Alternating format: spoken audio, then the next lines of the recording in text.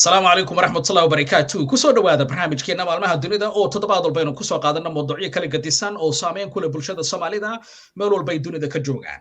Toddobaadkan barnaamijkeena waxaanu kusoo qaadanaynaa haddii ay bidmo isbeddello iyo weliba sharciyada kala gadisan iyo weliba markay timaado xagga waaxda socdaalka waddanka Norway iyo saameynta ku yeelanaysa bulshada Soomaalida oo in badan oo kamid ah loo soo bandhiga barnaamijyo la xiriira inay si mutadawacnimo ah ugu laaban karaan gudihii dalka isla markaana laga caawinayo. waxaynu jecelnahay inuu ka wareysano arrintaas sarkaal ka tirsan waaxda socdaalka isla markaana barnaamijkan bilowgiisii muddo 20 sano ilaa imika ku soo dhex jiray oo aanu jecelnahay su'aalo kala gadisan inuu ku weydiino haddii ay bido waxa sidoo kale barnaamijka kala socon doontiin boggeena barnaamijka maalmaha dunida iyo weliba bogga barnaamijka Brit Somali TV oo labadaba daawadaashu ay ka daawan karaan aan ku soo dhaweeyo Ulrich oo isagu ka tirsan sidaan hore ugu sheegay qaybta hordhaca in kana mid ah saraakiisha iyagu waaxda socdaalka qaasatan markay timaado arrintan barnaamijka loogu magac daray Assistert program ee dadka dib loogu celinayo wadamada ay ka yimaadeen si mutadawacnimo ah oo jecelnahay su'aalo inaanu ku weydiino barnaamijkeena barnaamijku wuxuu ka koobnaan doonaa laba qayb Ingiriisha iyo qayb Soomaaliya qaybta Ingiriishka aniga ayaa ku wareysan doona haddii ay bidmo Ulrich halka qaybta Soomaaliga oo ay ka qayb qaadan doonaan dad Soomaaliyeedna uu ku wareysan doono wariye Cabdixaafid Maxamuud Jaamac balse qaybtan ugu horeysaan ku hormare Ulrich welcome to the program it's great to have you. Thank you for the invitation to have me. Thank you. This is Ulrich. Just to give you a bit of information about Ulrich. Ulrich, it's returnee coordinator at the UDI, Norwegian Director of Immigration, and he was involved in the work, and it started back in 2002, around 20 years so on at the moment, around 20 years since 2002, and he also worked with similar programs for other countries and other cooperation partners. He also worked in the return unit in UDI, and he does still work there with other 10 people, and they handle all returnee cases from application until after arrival in their home countries. So Ulrich, it's great to have you, and tonight we're going to be cracking on hopefully questions relating to the program. Let me start with the first question. Of course, questions are from different people who are also connected, somehow related, somehow had the opportunity to stay in your country, Norway, but somehow didn't get the immigration status or all the documentations they needed or somehow were rejected. So let me start with a family member who also sent us this question so we can put this question to you. This gentleman who said, my uncle is one of the people who've lived in your country, Norway, and somehow got rejected. And also he has a type of a cancer with his brain that he cannot be treated in Africa. So he's got some health issue there. He also got a family member in America, in the USA, who are also willing to give somehow external support, who are trying to apply for visa for him through the American embassy. So somebody like that who's going through difficulties, in particular when it comes to health issues, where do you stand with that? Sounds like a challenging case, but in general, we try to approach each case individually and see how we can support or give assistance or facilitate so we can help them go back to the country of origin. The questionnaire is about visa, as I understand, and to have a visa to another country and then your home country is not sufficient to get support for assisted voluntary return. It's not qualified. If you should have another permit in other country than your country of origin, which can be renewed, like a work permit that can be renewed when it ends, then we can look into the case and consider assist the person to go back to another country or live in another country than to go to the country of origin. I see. So that's the only way you can probably help and support them, in other words. Yeah, it's what our program for is to help people to go back to the country of origin when they don't have the permit to stay legally in Norway, and we cannot provide people to travel to other countries than their own. That's not possible. I see. And let me ask you a general question about the program. This is Assisted Return program. Is it 100% voluntarily? Is that the choice of the people, or you are literally pushing them to go? We are, of course, giving information and motivational work towards people who are irregular in Norway to help them to restart and return dignified and with support from Norway to the country of origin. But it's totally voluntary, the program. So either they apply and come forward to cooperate with actually returning back to the country, or they don't come forward, and then they actually are in another track, which is not voluntary. I see. When it comes to families, let's say a man and woman who are married, of course, one of the parents is a Norwegian citizen. They have the citizenship of your country, and his partner, in this case, wants to go back to Somalia voluntarily. And the question that comes along the line in this case, is it a must to have an approval from the other parent, who's a Norwegian citizen in this case, to take the children to Somalia? In particular, when it comes to one of the parents who was rejected by your government and they want to go back to Somalia, do they need to have an approval from their partner to take the children back to Somalia? Again, very challenging question and a hard case actually to solve. But the basic position here is that it's expected that the partner who's with responsibility to stay in Norway also give his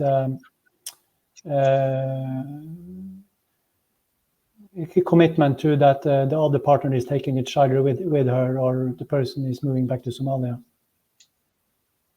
So do they need an approval from the parent? That's the basic position, yeah, is an approval is necessary, or through information or involvement with the family, it might find a solution, but it's up to the family to decide. But we cannot support to divorce children from the parents. So it's basically, in other words, that's a decision for the family to come to a conclusion. At least hope that it's possible to reach a conclusion with the family, yes. I see. Okay, let's go to another question that probably you might already got this question from the people you've met through the program. To get approved for the assisted return program, in this case, to Somalia, do you have to have a family member in Somalia? So let's say someone who was rejected by your government, by the Norwegian government, for them to have to be part of the assisted return program to Somalia, do they need to have a family member in Somalia? Is that a must? To be accepted for the DRC program, which is offering reintegration service in Somalia, it's a claim or an expectation that you have a network or a family member or close people that you can get into and get support and assistance and live together with in a way.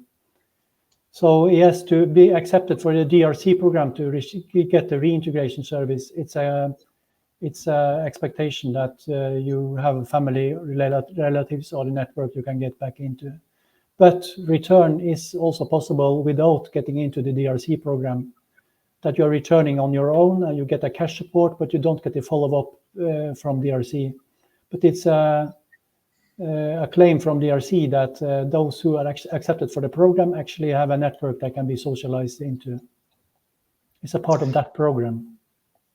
And this is a question probably most of the people will be thinking in their minds. Let's say if I'm successful and I'm part of the return program and I went back to Somalia, will I get financial support from your government? And if in case, because it was voluntarily, how much do you provide in terms of the financial support you give the people that are going back?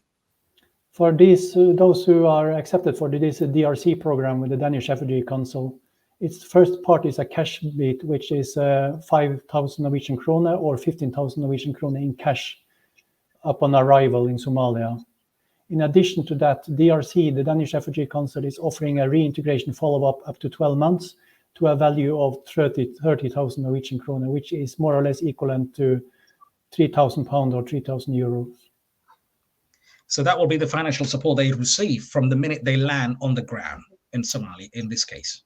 Yes, when they are accepted for the DRC program. Which is on the ground. Which is on the ground, yes, operating in Somalia. Okay, there's another question that I'll probably ask you. When it comes to the choice, I understand some people will go back.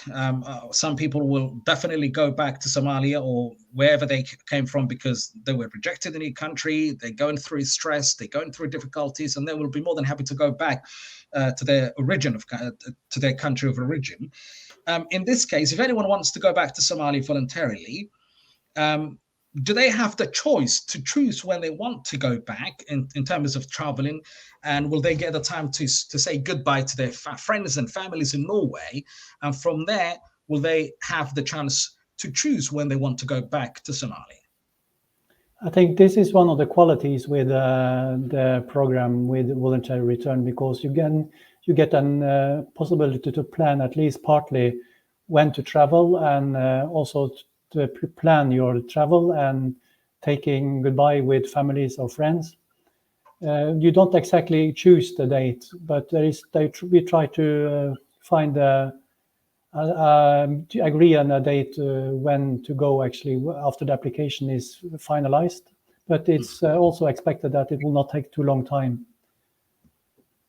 So actually you don't choose the date exactly, but you get information about and you can plan for when you will leave. If you compare it with forced return, you never know that police can come to your door and just bring you out of the country, and you are not able to plan anything at all and cannot say goodbye to anyone. So the difference is with the return force, of course, and this one. The difference in this case is for me to travel. Would I be allowed to pick the day of the travel, or would you give me the chance to say I'll be traveling next month, for example, or 2 weeks' time?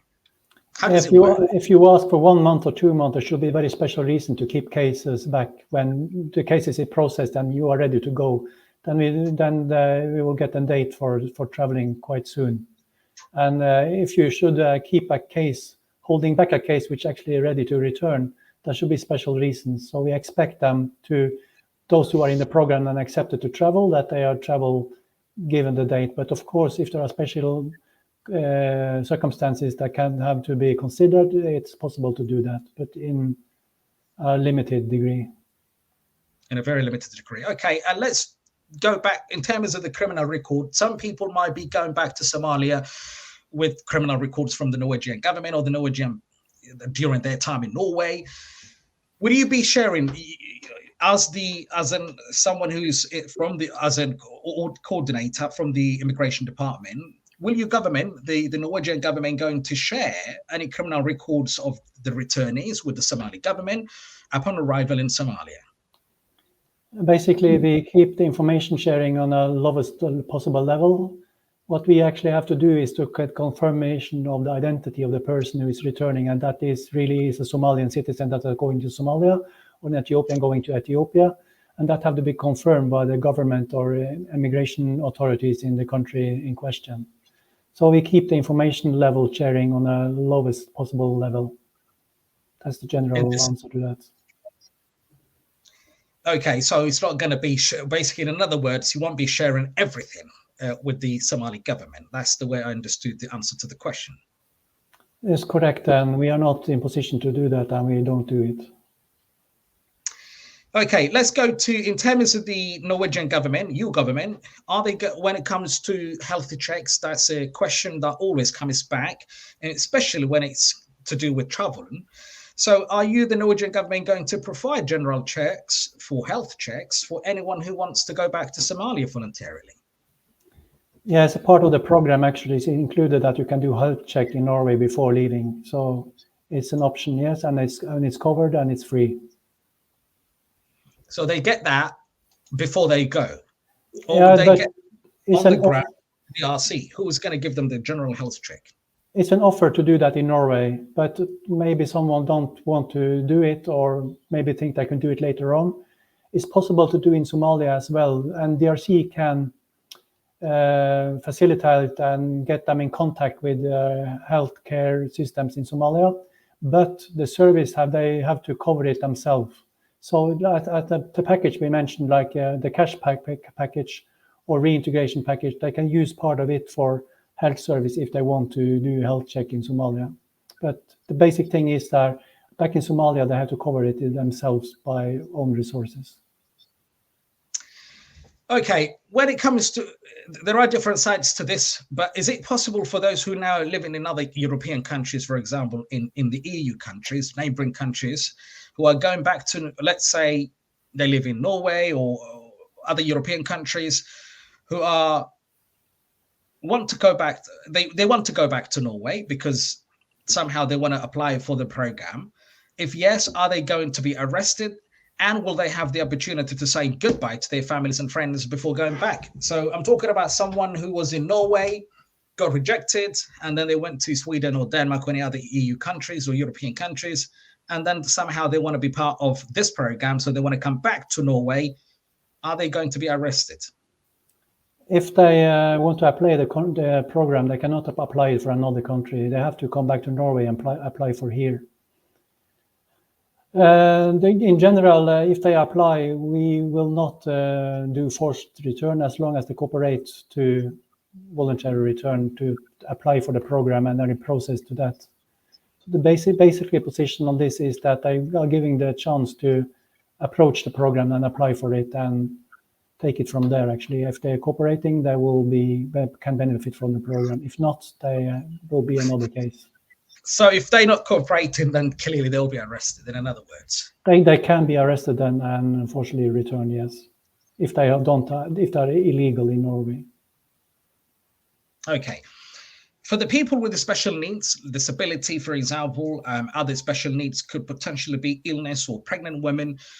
What kind of extra help can they get from the UDI, the Department of Immigration of your country, on the journey home, on their way back to Somalia?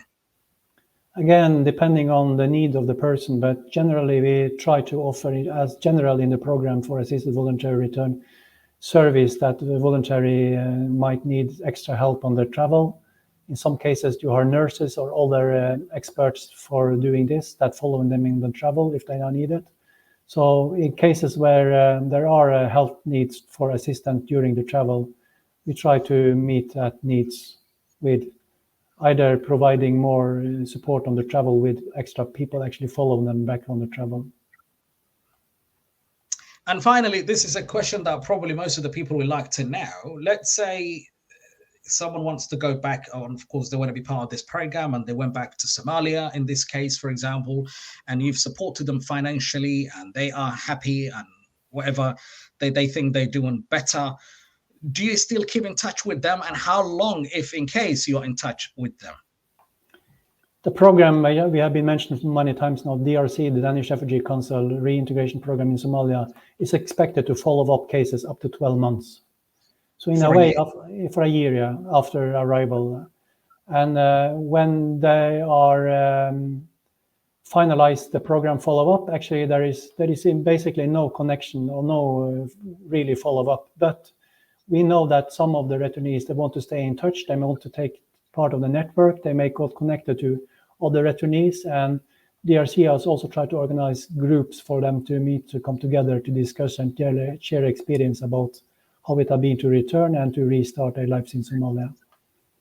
So there is an option, but again, it's up to the returnee. Some want to contact our network for this, some doesn't want it. So again, it's things have to move on and then see how it develops. In other words, the period you're contacting with them is for 12 months, 1 year. Yep. Okay. Extremely grateful to Mr. Ulrik Berg, who is the returnee coordinator at the UDI, the Norwegian Director of Immigration, and who was also involved in this whole program since back in 2002, and who also worked on different programs and partnerships over the years, and who was also a guest of today's program. Ulrik, thank you very much indeed for your time. Thank you, Al. Thank you. Have a good day. Take care. Bye-bye. caalamka joogaan waxaynu soo gaarnay gabagabadii iyo gunaanadkii barnaamijkaas ku baxaya afka ingiriiska iyadoo qaybta labaad ee afka soomaaligana uu mar dhow uu samayn doono weli cabdixaafid maxamuud jaamac qaybta koowaad ayaanu intaas kusoo gabagabaynayna in badan oo ka mid a dhalinyarada soomaalida ee aan afka garanayna loogu talagalay in ay ku fahmaan ama dadka kaleba oo iyagu soomaalida qaarkoodna ka yimid wadamada dariska oo af soomaaligu isan afka koowaad laakiin asal ahaan kasoo jeeda dalkii hooyo meelba caalamka joogtiin waxaanu kaga tagaynaa guud ahaan intaanu ku kulmayno barnaamijkiisa xiga sidaas iyo nabadgelyo.